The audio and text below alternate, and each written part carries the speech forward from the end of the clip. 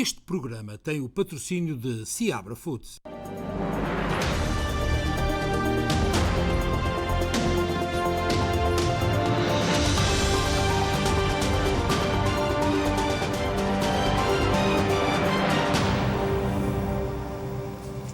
Muito boa noite, seja bem-vindo a mais um especial Informação. Como é habitual, toda a informação diária na SBT, tudo aquilo que se passa em Portugal e no mundo e tudo aquilo que eu pensava que nunca iria dar como notícia.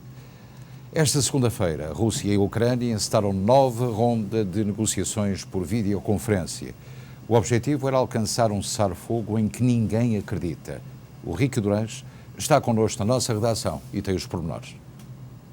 Olá Luís, o 19º dia deste conflito entre a Ucrânia e a Rússia ficou marcado pela quarta ronda de negociações que pela primeira vez aconteceram online. Portanto, foi uma ronda virtual, inconclusiva, mas que deverá continuar amanhã, já que ambas as delegações, e isso é um sinal positivo, que convém realçar, ambas as delegações foram apurar mais informação para que as negociações sobre um possível cessar-fogo fossem mais efetivas. Portanto, esta quarta ronda foi, digamos que, adiada hoje e deverá continuar amanhã, segundo informações veiculadas por ambos os países.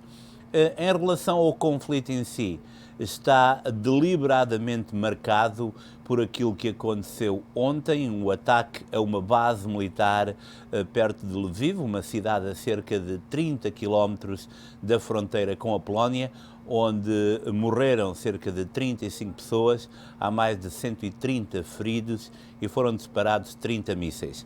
Esta situação foi bastante elucidativa porque levantou um novo alerta, já que aconteceu bastante próximo da fronteira com a Polónia, um espaço onde a NATO, portanto, tem representação.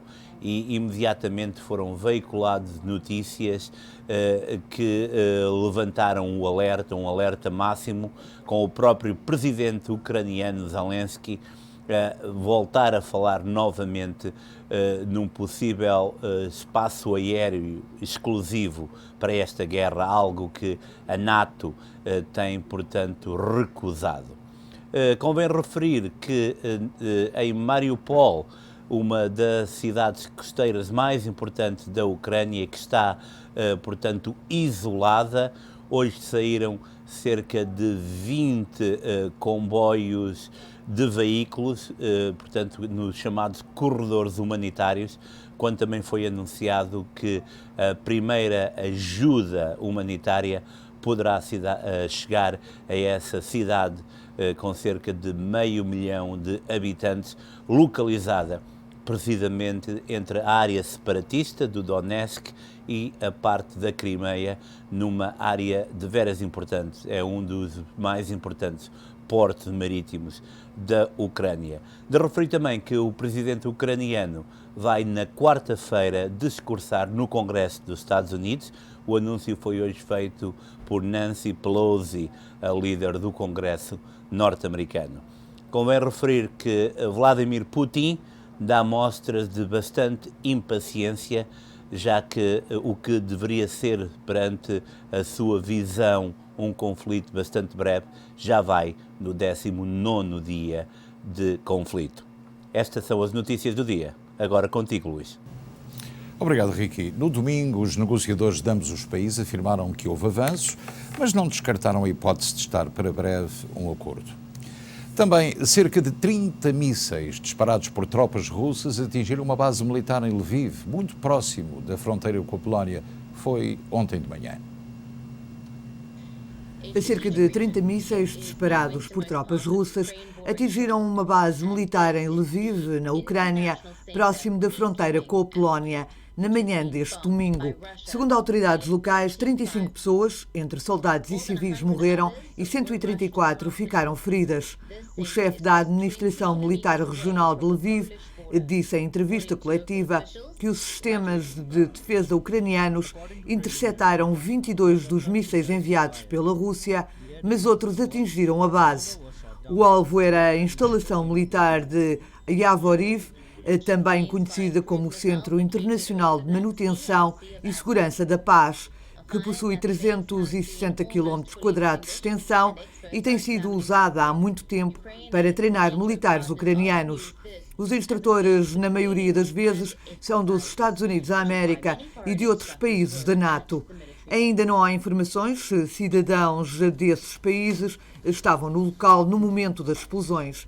A base também estava servindo como centro de armazenamento das armas fornecidas por nações estrangeiras para fortalecer o exército na guerra contra o exército de Putin.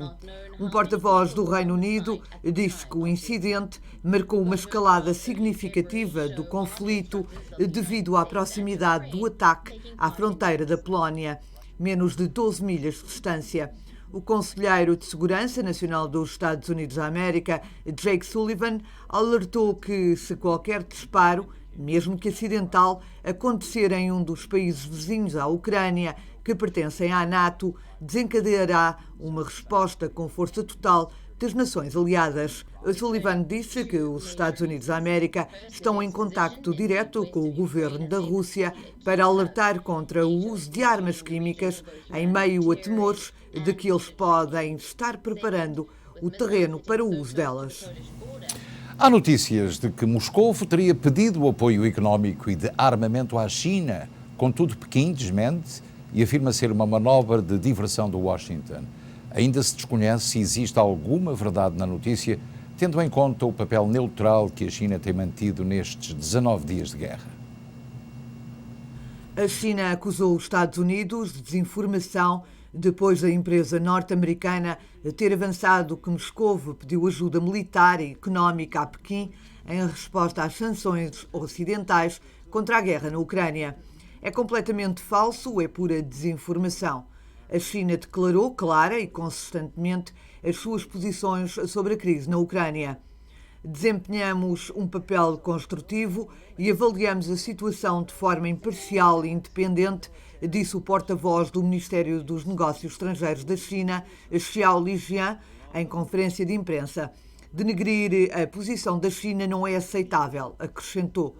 Segundo funcionários norte-americanos, citados pela CNN e pelo The New York Times, a China pode já ter dado uma resposta. Se Pequim prestar assistência, isso poderia mudar a posição das forças no terreno e contrabalançar as duras sanções impostas à economia russa pelo Ocidente. O New York Times observou que Moscovo também pediu à China apoio económico adicional para ajudar a compensar o golpe na economia russa aplicado pelas duras sanções impostas pelos Estados Unidos e países europeus e asiáticos.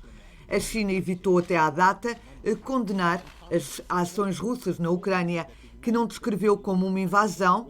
Pequim insiste tanto no respeito pela integridade territorial de todos os países, como na atenção que deve ser dada às legítimas preocupações com a segurança da Rússia.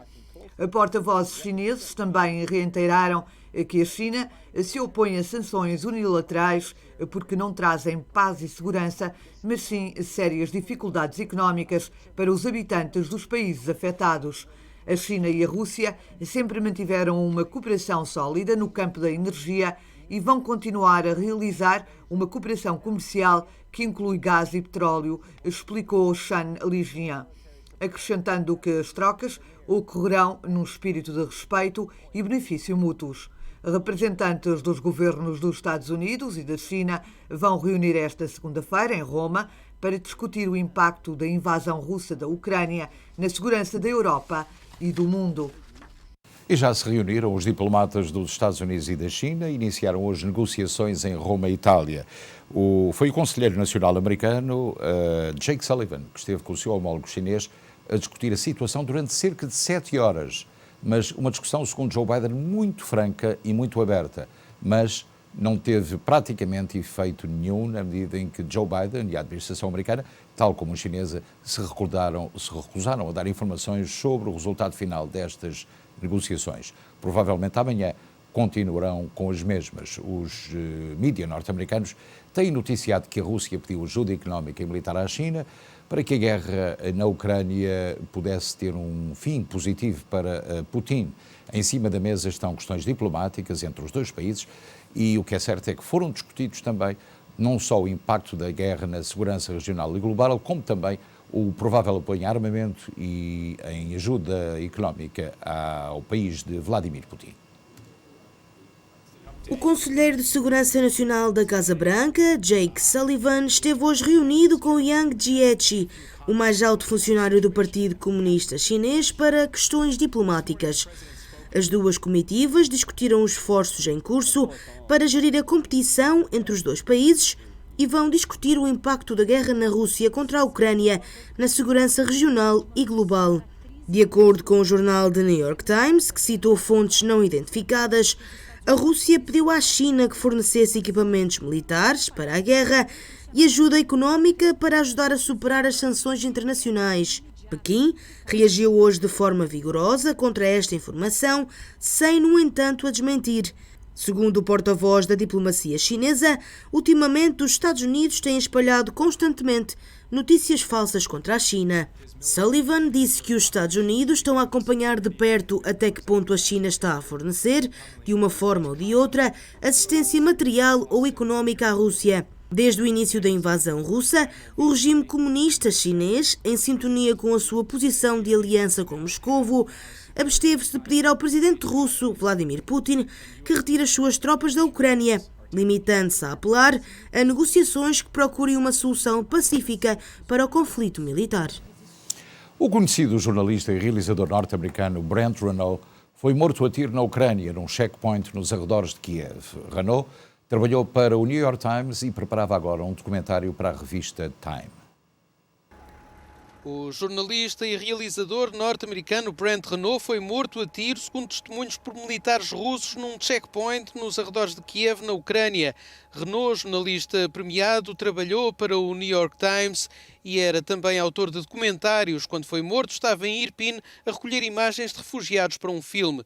Segundo o colega que o acompanhava, Juan Arredondo, os dois homens estavam dentro de um carro quando as tropas abriram fogo. Renaud morreu com um tiro no pescoço e o corpo foi deixado na estrada. A ONG Repórteres Sem Fronteiras já pediu uma investigação para esclarecer as circunstâncias da morte. Arredondo foi igualmente baleado e transportado para um hospital da capital ucraniana. O motorista que transportava os dois jornalistas terá também ficado ferido. E temos a informação que outro jornalista, esta tarde, este jornalista da Fox, Benjamin Hall, também foi atingido a tiro, encontrando-se numa unidade hospitalar na Ucrânia.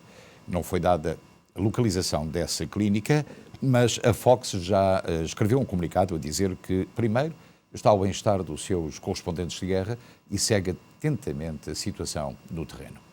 Na Rússia, continuam as manifestações contra a guerra. Foram detidas 668 pessoas este domingo. As sondagens indicam que em Moscovo 60% dos residentes desaprovam o uso da força militar na Ucrânia, mas nas zonas rurais 70% das pessoas apoiam a decisão do presidente. Na Rússia, onde as manifestações contra a invasão da Ucrânia têm sido reprimidas pela polícia, o Grupo de Defesa dos Direitos Humanos, OVD Info, revela que foram detidas 668 pessoas este domingo. As sondagens mostram que em Moscovo 60% dos residentes desaprovam o uso da força militar na Ucrânia, mas nas zonas rurais 70% das pessoas apoiam a decisão do presidente. Os sociólogos do Centro Levada explicam estas tendências. Durante vários anos, a população foi formada pela mais forte propaganda. Não têm outras fontes de informação além da televisão, por isso acreditam que a liderança russa fez a coisa certa. Aqueles que estão mais informados e recebem informações de várias fontes estão horrorizados, envergonhados, em depressão.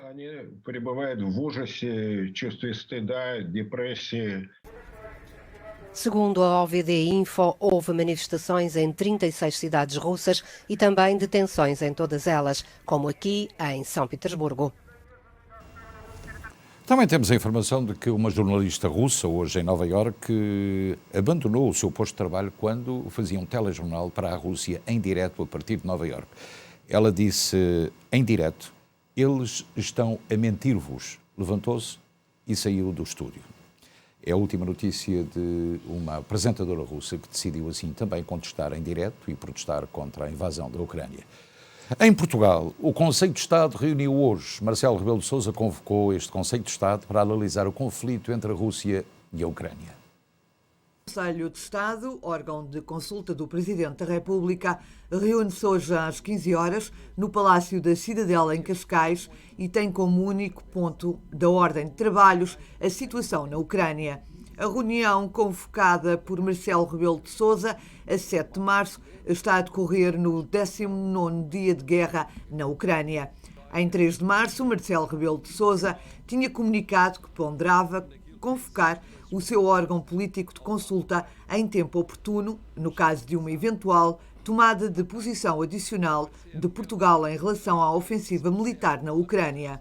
O governo português decidiu antecipar, do segundo para o primeiro semestre, a mobilização de companhia de infantaria composta por 174 militares que atuará na Roménia ao abrigo da Tailored Forward Presence da NATO.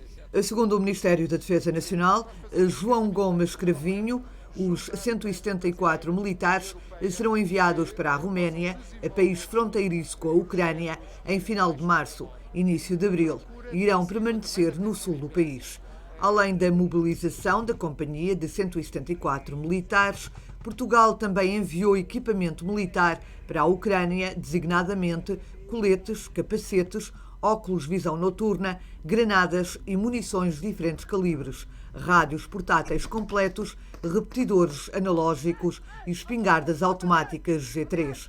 O Conselho de Estado reuniu-se pela última vez em 3 de novembro do ano passado, com 2 reuniões seguidas. Primeiro com a Presidente do Banco Central Europeu, Christine Lagarde, e depois para se pronunciar sobre a dissolução do Parlamento na sequência do chumbo do orçamento.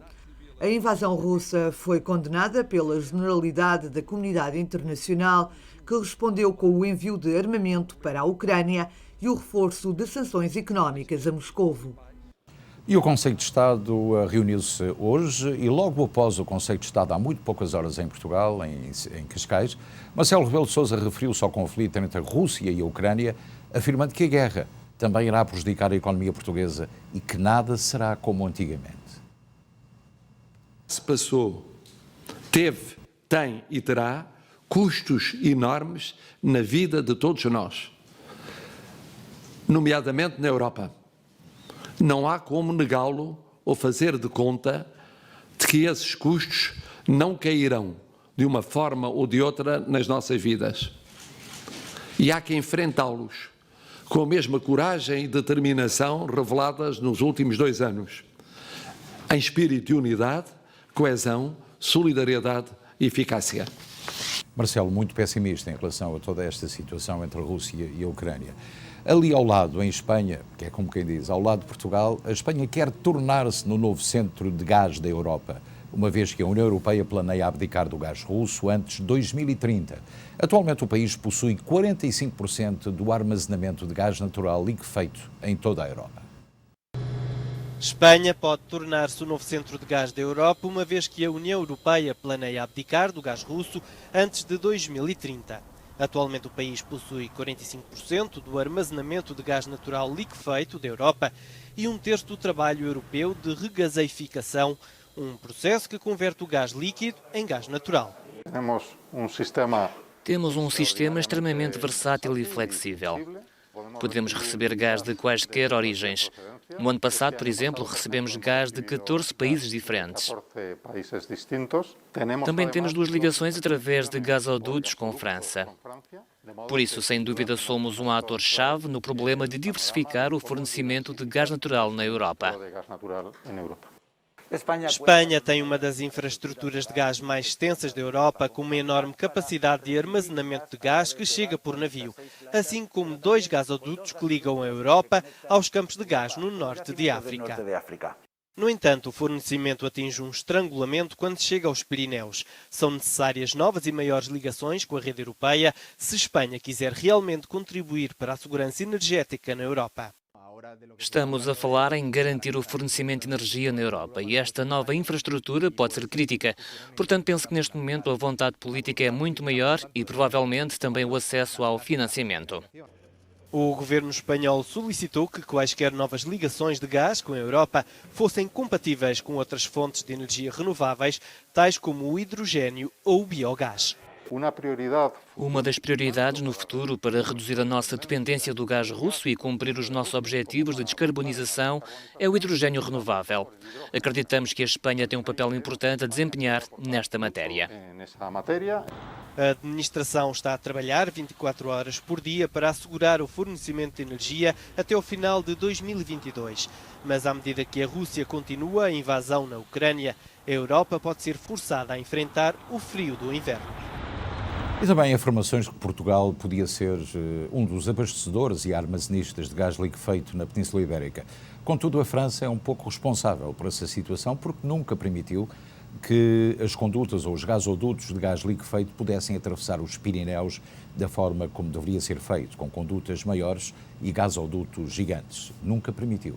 Daí a dificuldade que Espanha tem em, satisfazer a procura dos europeus através dos Pirineus e que Portugal também nunca conseguiu por causa da negativa francesa. Talvez a situação mude de figura a partir de agora. Com a guerra na Ucrânia, a pandemia passou para segundo plano. Milhares de refugiados chegam à Polónia todos os dias sem máscara e sem prova de vacinação contra a Covid. Milhares de pessoas passam assim a fronteira sem ter de mostrar certificados de vacinação. Num cenário de guerra, a pandemia passou para segundo plano. Milhares de refugiados chegam à Polónia todos os dias sem máscaras e sem prova de vacinação contra a Covid-19. Desde que a guerra começou, as pessoas foram autorizadas a entrar no país sem ter de mostrar certificados digitais Covid-19. O chefe da missão Urban Search and Rescue, que está na fronteira a lidar com o processo da chegada destas pessoas, diz que a Covid não tem a menor importância perante esta crise. Aponta a hipotermia e as crianças pequenas como os desafios diários de quem chega a outro país com apenas uma mochila. Também os refugiados colocaram o vírus no passado desde que a guerra começou.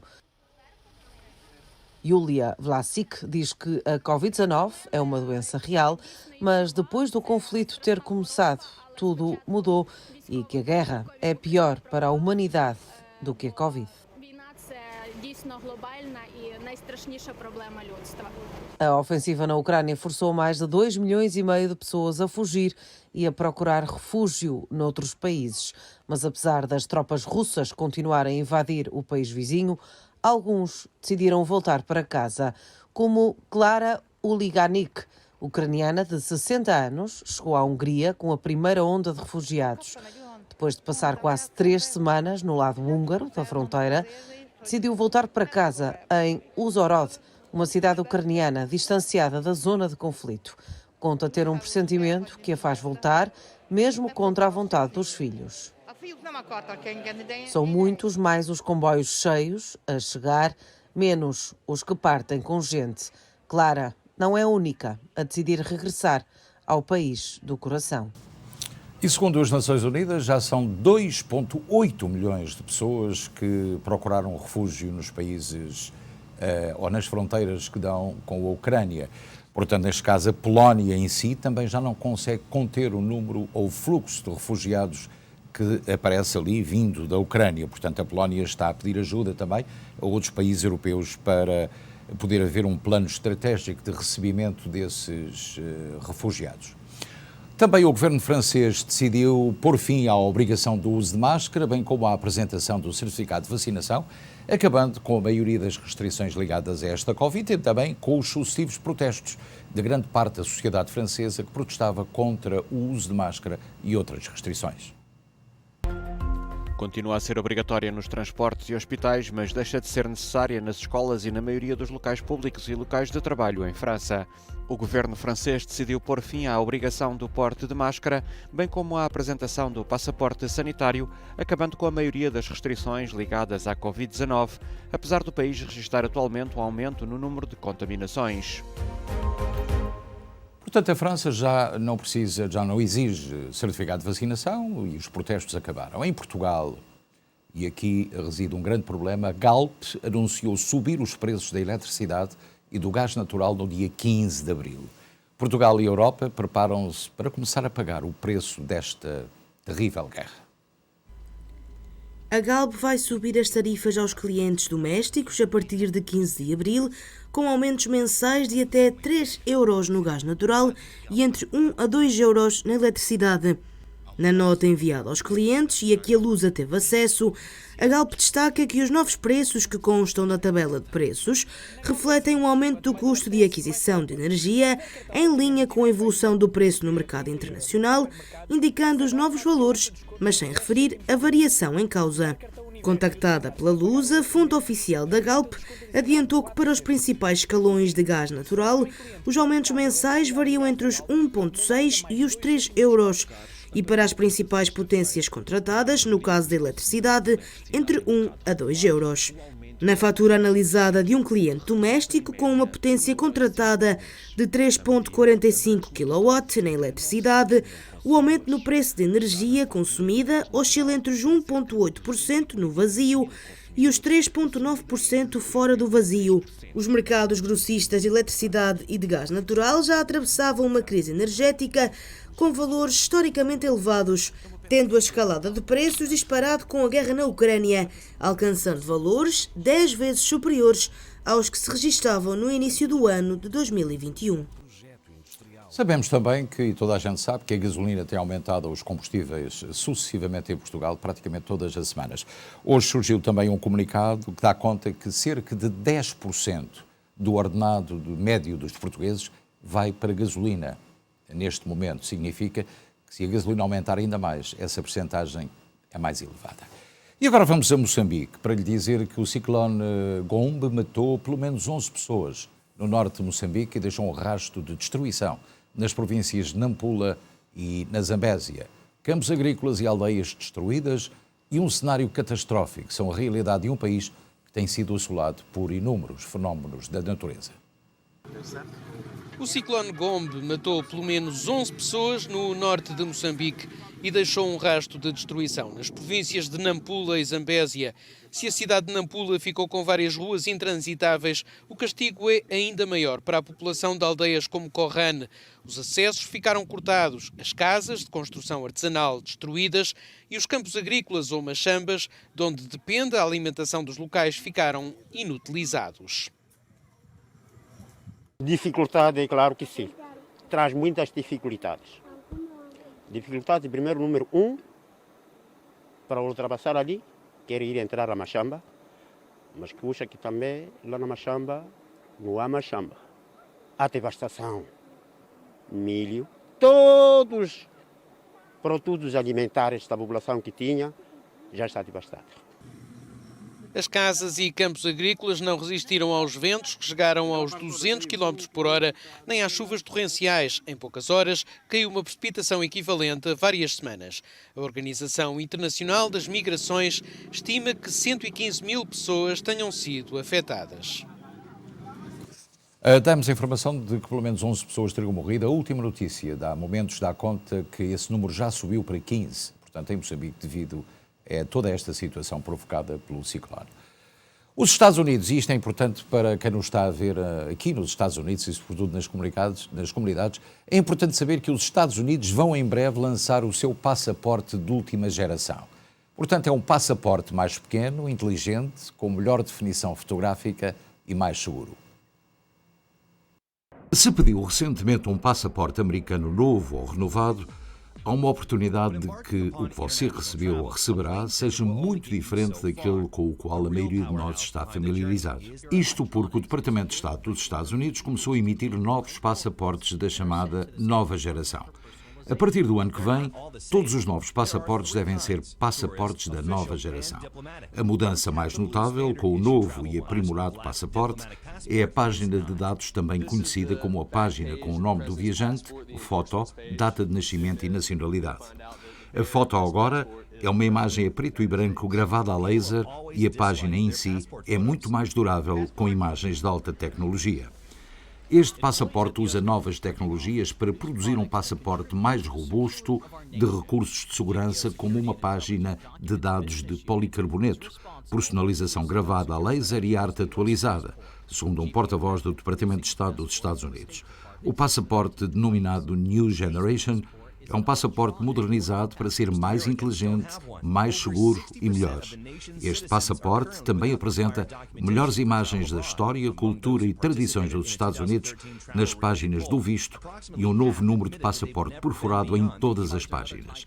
O número do passaporte aos novos começa com uma letra seguida de 8 números.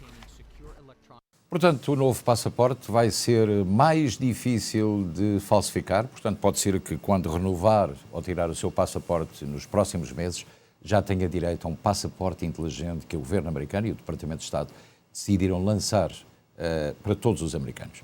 E agora, aqui nas nossas comunidades, um violento incêndio deflagrou ontem, domingo, em Elizabeth, na Spring Street. 3 casas ficaram, aliás, Smith Street. 3 casas ficaram totalmente destruídas e uma habitação ficou danificada numa tragédia que ainda está sob investigação. 59 pessoas ficaram desalojadas. O nosso colega Amadeu Maia esteve hoje no local. Na tarde de ontem, domingo, dia 13, por volta das 3h30 da tarde, um incêndio de grandes proporções atingiu 4 casas aqui em Elizabeth.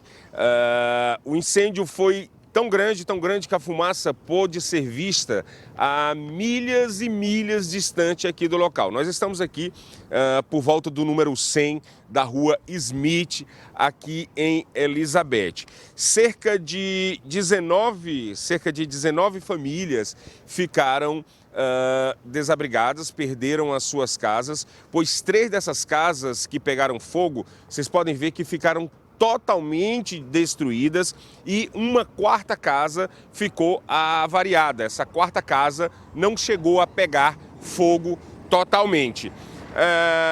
Os bombeiros foram chamados com 4 chamadas de incêndio e vieram rapidamente para rebelar o incêndio. As chamas intensas que vocês podem ver, inclusive nos vídeos aí, danificaram as linhas de energia.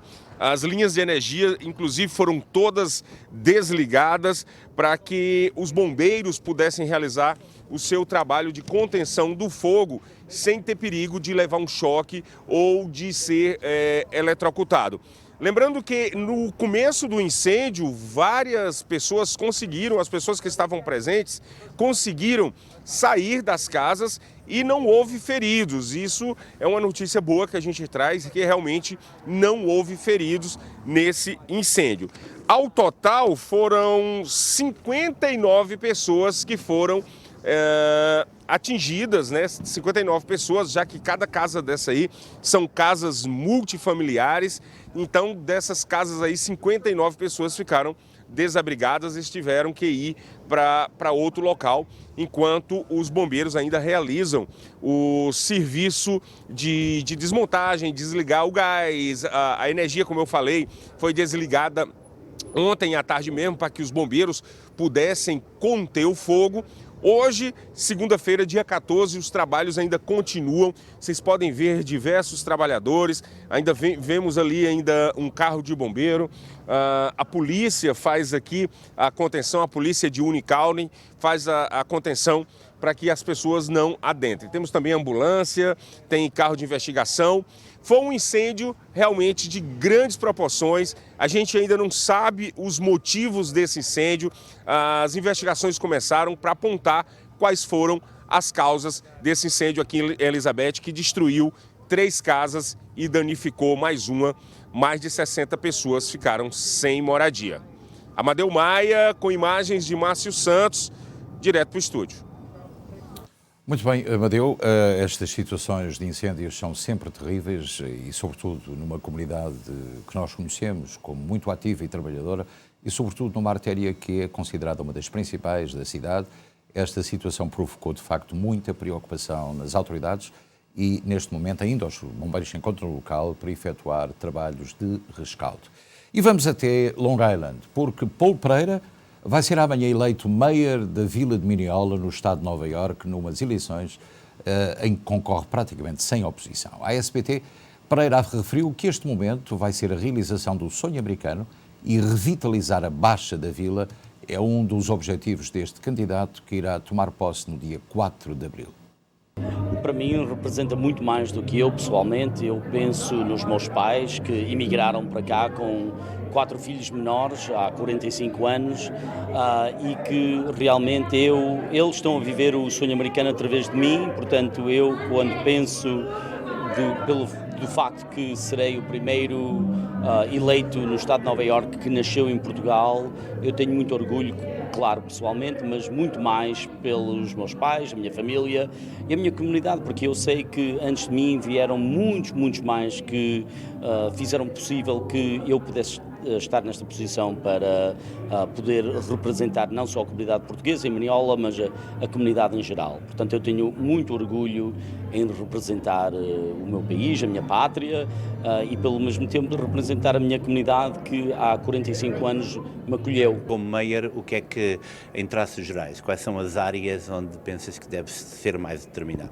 Continuar a investir na infraestrutura da vila, na água, no saneamento, temos um quartel de bombeiros que estamos a construir atualmente e o desenvolvimento da nossa Baixa. Portanto, há muitos desafios e principalmente nestes últimos 2 anos com a pandemia, isto tem mudado da maneira que enfrentamos estes desafios. Temos que pensar um pouco fora do normal e então eu acho que estou pronto para o fazer. O que é que esse mosaico cultural pode esperar de uma pessoa que sabe também o que é ser parte de uma minoria? Sim, aliás, como professor, sempre consegui ter essa conexão com os meus alunos, porque eu vivi o que muitos deles estão a viver. Eu vim para cá, a minha primeira língua não era inglês, e portanto eu entendo o que é, não vou dizer sofrer, mas ter a experiência de ser um outsider, uma pessoa de fora. E então eu acho que isto que me dá um ponto de avanço particular. Mas pelo outro lado, também sei que tenho que representar aquelas pessoas que cá estão há gerações, não é? Não estou só a representar os portugueses, nem os luso-americanos, nem aqueles que vieram para cá há 10 anos, ou há 15 ou há 20, mas realmente todos os residentes da Vila de Minneola, e é esse o trabalho que eu vou fazer. Que é um orgulho para os portugueses e para Portugal. Falamos agora do 37º Festival do Queijo da Serra, organizado pelos serranos, que está a decorrer nos Estados Unidos. Aliás, a mostra de queijo da Serra, a gala, vai ter lugar no próximo dia 27 de março. A nossa equipa acompanhou a feira em Danbury, Connecticut, já com os olhos postos nessa grande gala que realiza no domingo, dia 27, no Pisque, em Elizabeth. O 37º Festival do Queijo da Serra decorre este ano e tem o seu epílogo na cidade de Elizabeth com uma grande gala. Mas, entretanto, os serranos estão a visitar várias comunidades portuguesas onde estão a levar o Ex Libris da Serra da Estrela, de modo a aproximar também as nossas comunidades de uma grande tradição. Mas não há festa portuguesa sem um bom vinho. Vamos falar aqui com o Juan Carlos. Juan Carlos, muito bom dia. ¿Qué tal? Hola. Que vinhos temos hoje aquí? Bueno, hoy tenemos aquí una variedad de las mejores regiones de Portugal. Tenemos vinos del Douro, como el Canaís do Frades, hecho con 25% de Touriga Nacional, Touriga Franca, tinta Roliza y tinta Barroca, un vino extraordinario, un vino que no es caro, un vino muy asequible y no es solo el precio, es realmente muy sabroso. E é mesmo para dizer que com queijo da serra qualquer vinho dá mesmo. Porquê? Porque é um complemento ideal para um dos nossos mais exemplares produtos. E depois do queijo da serra, nada melhor, para além do vinho, do que juntarmos o pão português. O pão português tão característico das áreas da Serra da Estrela, que são um complemento ideal. Mas o queijo também se come depois da refeição. E para isso, nada melhor do que um bolinho, uma regueifa. Os serranos trazem até nós também o melhor do artesanato serrano, o melhor do artesanato da Serra da Estrela. Como podem ver, há peças muito características, por exemplo, que tal cortar a sua carne com uma tábua da Serra da Estrela. Melhor ir aqui do que à Feira de Gouveia, não é? Não, era melhor estar em Portugal, pois, mas por enquanto isto tem que ser até o verão. Obrigada. E assim os produtos serranos que estão aqui bem representados. Temos aqui algum bairro característico da Serra da Estrela e ao pé de nós temos a Matilde, que é a líder deste grupo. Matilde, como é que está a decorrer este 37º Festival do Queijo da Serra, que irá terminar em grande na cidade de Elizabeth?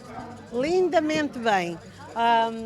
Pronto, a gente já começamos isto no princípio de fevereiro, onde corremos muitas cidades.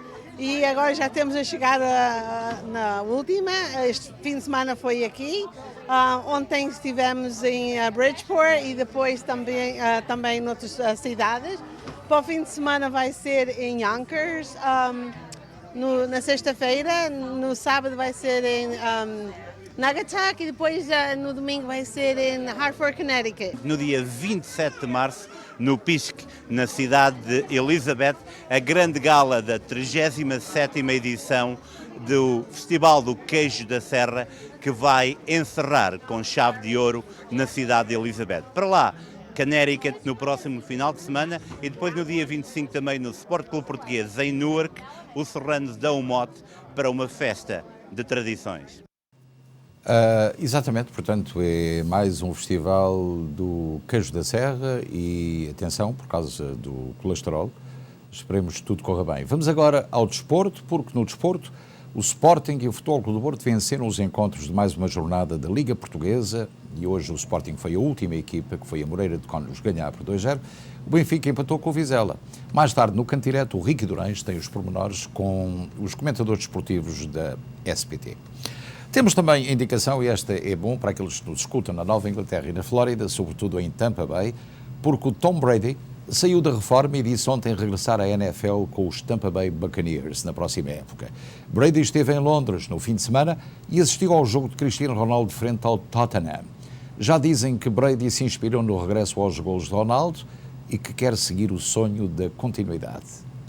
E agora vamos à informação sobre o valor do dólar norte-americano em Portugal e também no Brasil e vice-versa. 0,91 para o euro, portanto é dólar em relação ao euro na Europa, no espaço Schengen, 1,09 para a venda. E depois temos o valor do dólar em relação ao real, 5,07 compra, 0,19 venda. E aqui nos Estados Atlânticos o tempo começou hoje de manhã bastante frio, mas depois melhorou, passou para os 50 e poucos graus, e é assim que vamos viver aqui nestes estados durante os próximos dias, com um deles com a temperatura a chegar aos 70 graus. Mas vamos situar-nos naquilo que se passa amanhã nas comunidades norte-americanas, onde reside o maior número de portugueses e luso-americanos, com a Catarina Rebimbas. Na meteorologia, para amanhã está previsto céu parcialmente nublado para Newark com 63 graus, Filadélfia com céu parcialmente nublado com 67 graus, Nova Iorque com céu parcialmente nublado com 61 graus, Boston com céu nublado com 55 graus, Hartford com céu parcialmente nublado com 62 graus, Danbury com céu parcialmente nublado com 63 graus, Miami com aguaceiros com 79 graus, Coast com trovoada com 75 graus, Los Angeles com céu parcialmente nublado com 76 graus, São Francisco com aguaceiros com 57 graus. E são estas as previsões para amanhã, terça-feira.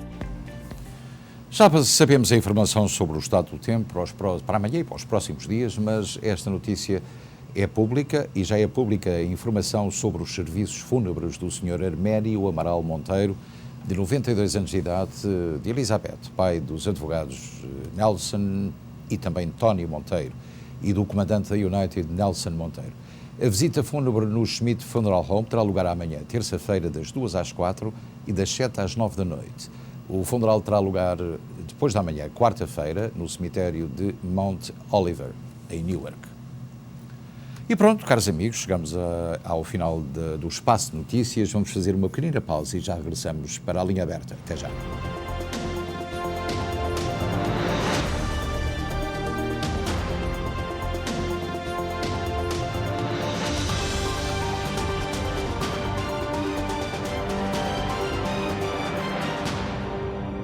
Este programa teve o patrocínio de Seabra Foods.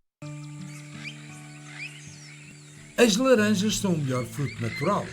Vindas da Califórnia para os supermercados Seabra Foods. 100% natural, coma laranjas diretamente do pomar para si. A melhor vitamina C está nas laranjas. Seabra Foods, sempre a pensar em si.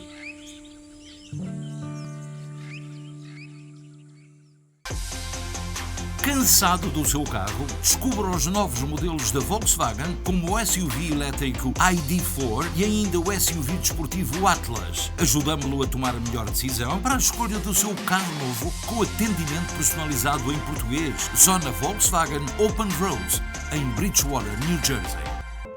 Aos 75 anos, a Maria e o Alfredo mudaram-se para Ironbound, vindos de uma pequena vila em Portugal, chamada Mortosa. Eles eram meus pais e, como filho dos imigrantes portugueses, eu aprendi o poder da fé, a importância do trabalho duro e que você é a sua comunidade. Estes princípios têm guiado a minha vida. Durante 18 anos servi as forças policiais desta comunidade e agora estou a candidatar-me ao Conselho Municipal, porque sei o que esta comunidade significa para mim. Sei o que significa para si. E se nos unirmos e trabalharmos como um só, podemos tornar o nosso bairro num lugar que nos orgulhamos de chamar o nosso lar. O meu nome é Michael Silva, filho de imigrantes portugueses, filho do Ironbound, e quer ser o seu próximo vereador. Especiais da semana dos supermercados Seabra Foods New Jersey. Carne de vaca para assar, 4,99 a libra. Bife de vaca para grelhar, 5,99 a libra. Monter, peito de galinha sem osso, pacote familiar, 3,99. Estes são os especiais da semana dos supermercados Seabra Foods New Jersey. Sabe bem pagar tão pouco, mas sabe mesmo.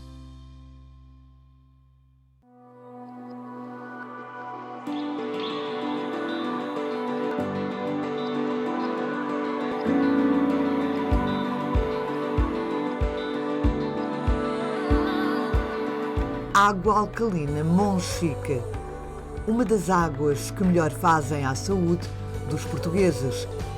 Beba água Monchique, a nossa água. Se pretende comprar ou vender a sua casa, conte com a experiência de uma das maiores e mais bem direcionadas empresas de real estate de New Jersey. A Sky Realty oferece-lhe o acompanhamento na compra ou venda da sua casa até à sua completa satisfação. Sky Realty oferece-lhe conhecimento, honestidade, rigor e profissionalismo. Sky Realty. Conosco, o sonho é infinito. Casa das Natas em Millburn, New Jersey, onde as natas são a rainha da festa. De segunda à sexta-feira, tudo o que é português. Pão com chouriço, merendas com fiambre e queijo português, tostas mistas, salgadinhos, etc. Sexta e sábado, a comidinha caseira com leitão à bairrada, carne assada em forno de lenha, bifanas à portuguesa, picadinho de vitela e muito mais. Estamos fechados ao domingo. Casa das Natas, 348 Millburn Avenue, em Millburn, New Jersey. Bem-vindos ao New Jersey Disc Center. O meu nome é Dr. Cristóvão Oliveira. Eu e mais os meus colegas somos especialistas em chiropractic, physical therapy, ortopedia e de dores. O Dr. Cristóvão Oliveira realiza no seu consultório injeções PRP e de células estaminais, quiroterapia, terapia física, máquina de descompressão da coluna, exercícios com bicicleta e outras formas de você resolver o seu problema de ossos, articulações e dores. Dr. Cristóvão Oliveira.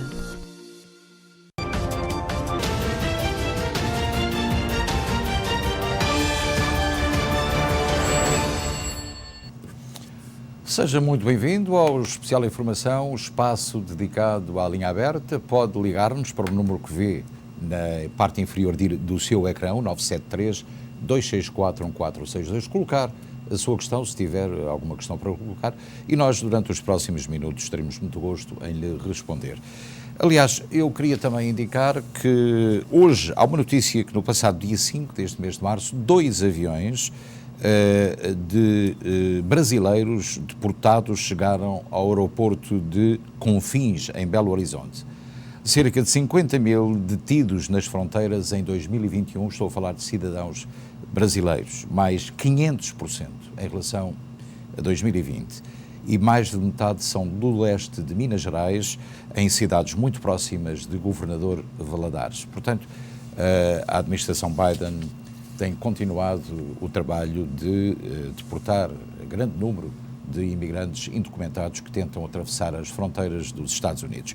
Não só brasileiros, mas também, sobretudo, latino-americanos, mexicanos, honduranhos e costa-ricanhos, etc. Mas, neste caso, lamentamos que são 2 aviões cheios, portanto, mais de 200 pessoas que foram colocadas no passado dia 5 em 2 aviões que aterraram, como já disse, em Belo Horizonte. Temos a primeira chamada em linha, na linha aberta. Muito boa noite, faz favor. Olá, boa noite. Tudo bem, minha senhora? Como está? Tudo bem, obrigada. Obrigado. Então faz-me dizer.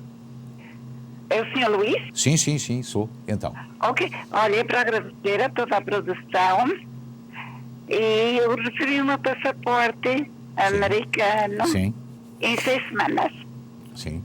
Quantas? Obrigadas pelo trabalho que vocês fazem. Ótimo, mas em quantas semanas é que recebeu, desculpa? 6 semanas. 6 semanas. Olha, não é nada mau. Aliás, eu hoje tenho dito, hoje tive a informação de que há pessoas que já receberam com 2, 3 e 4 semanas. A senhora com 6 semanas não foi nada má. Olha, aí onde é que está a falar? Está de Newark ou de outro estado, além de New Jersey? Não vou dizer. Não, o estado. Estou perto. Está perto, ótimo. Então isso é ótimo. Então, olha, é uma excelente notícia, porque há muita gente que quer tirar passaportes e não sabe quanto tempo é que vai demorar ou está muito preocupado porque as férias aproximam-se e estão com receio, não é? 6 semanas é exatamente aquilo que as pessoas precisam de saber. É muito importante termos ligado. E é obrigada para toda a produção. É muito importante a sua chamada. Muito obrigado também por nos ter contactado. Obrigada, muito obrigado. Okay, boa noite. Boa noite, muito obrigado. Aliás, hoje demos a indicação, recebemos a informação de que passaportes que foram colocados, digamos, petições para passaportes ou formulários que foram feitos e que foram entregues nos Correios em Harrison demoraram, pelo menos 2 situações em que demoraram 3 semanas. Uma 3 e outra 4 semanas. O que não é nada mau. Já é excelente e não se parece nada com o tempo da pandemia. Muito boa noite, liga aberta, faz favor. Olha, boa noite. Olá, minha senhora, faz favor dizer. Eu tenho a carta verde e estou nos Estados Unidos. Sim. E queria ir para Portugal. Quanto tempo eu posso lá estar aí?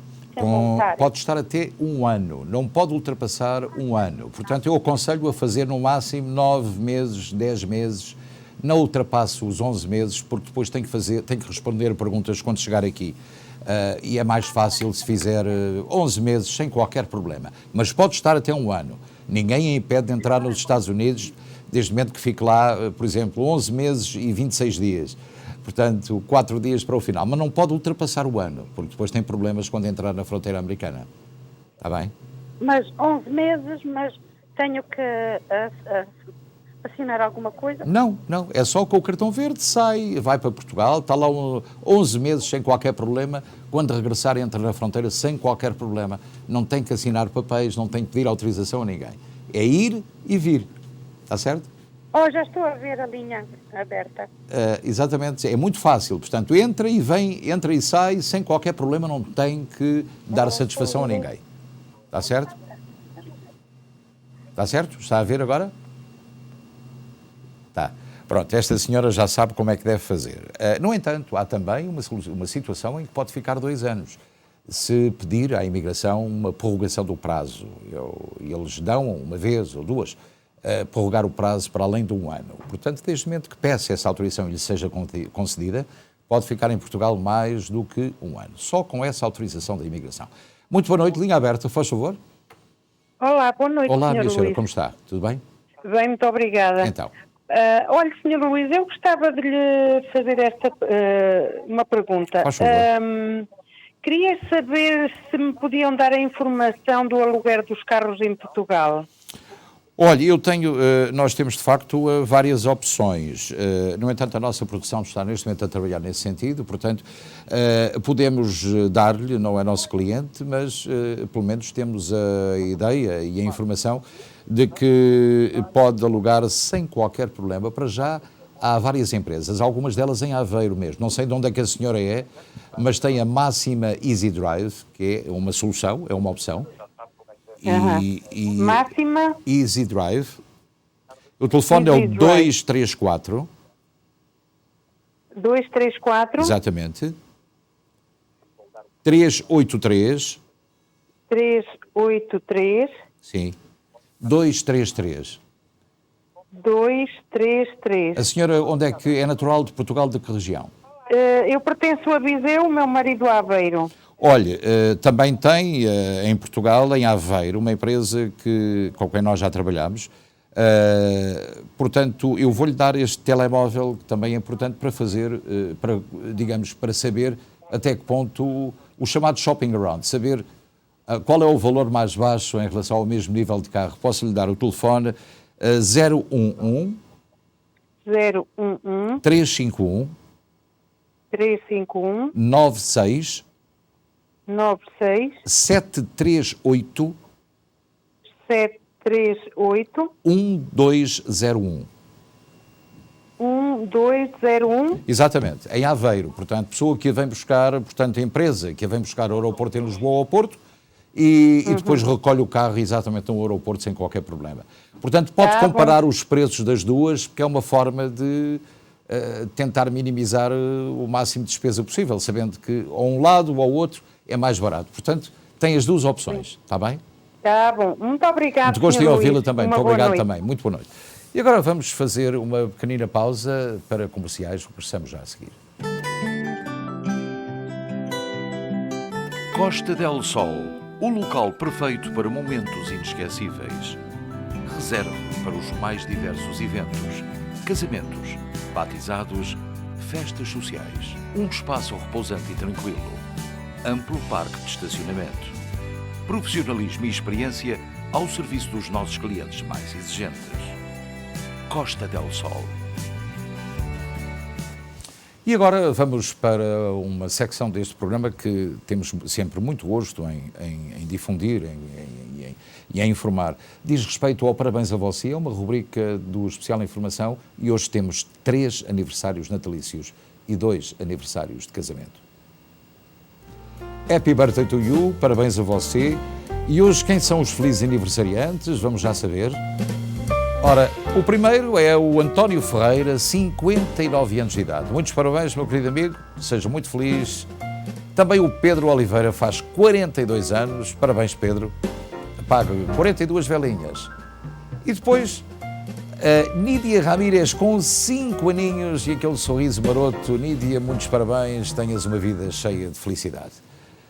E agora é a altura de vos dizer quem são, ou vos informar quem são os 2 casamentos, aniversários de casamento que temos para o dia de hoje. Conceição e Fernando Botelho, 50 anos de matrimónio, portanto temos aqui umas bodas de ouro.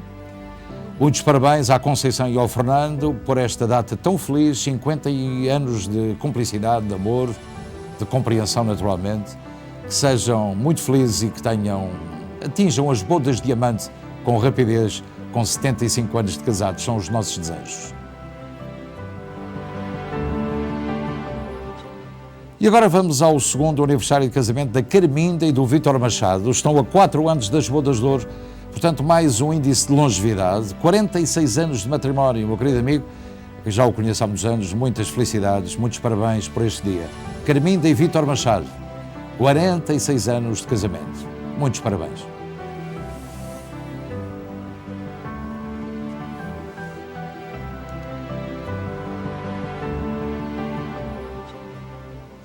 Bem, e chegamos ao fim de mais uma edição do Especial Informação, que transmitimos todos os dias, entre segunda e sexta-feira, entre as 7 e as 8 da noite. Não se esqueça, daqui a cerca de 15 minutos, aqui estará o Ricky Durães, com os seus comentadores residentes, para analisar a jornada deste fim de semana da BWIN, portanto, da Liga Portuguesa.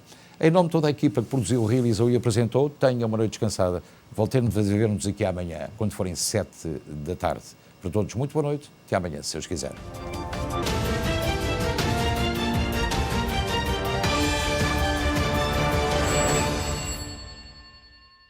Este programa teve o patrocínio de Seabra Foods.